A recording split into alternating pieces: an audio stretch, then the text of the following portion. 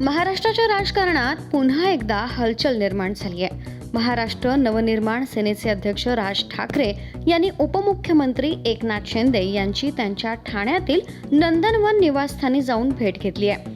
ठाकरे बंधूंची युती झाल्यानंतर राज ठाकरे प्रथमच शिंदेंच्या भेटीला गेले आहेत.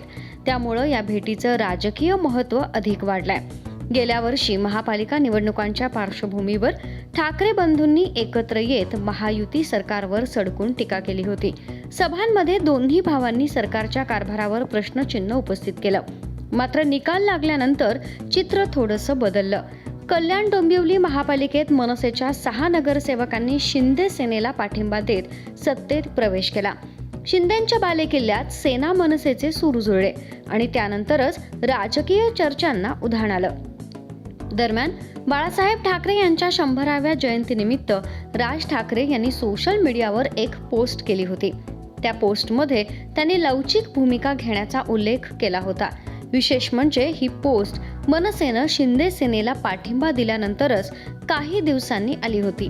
मग आता प्रश्न असा निर्माण होतोय, राज ठाकरे यांची ही भेट त्या लवचिक भूमिकेचा भाग आहे का, की महाराष्ट्रात नवं राजकीय समीकरण आकार घेतंय? महापालिका निवडणुकांमध्ये ठाकरे बंधूंना अपेक्षित यश मिळालं नाही.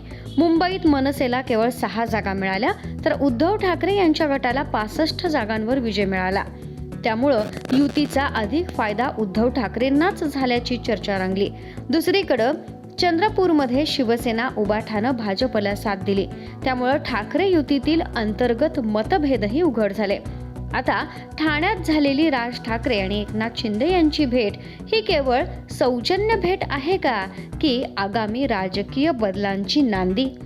महाराष्ट्राच्या राजकारणात पुढं काय घडणार हे पाहणं आता औत्सुक्याचं ठरणार आहे.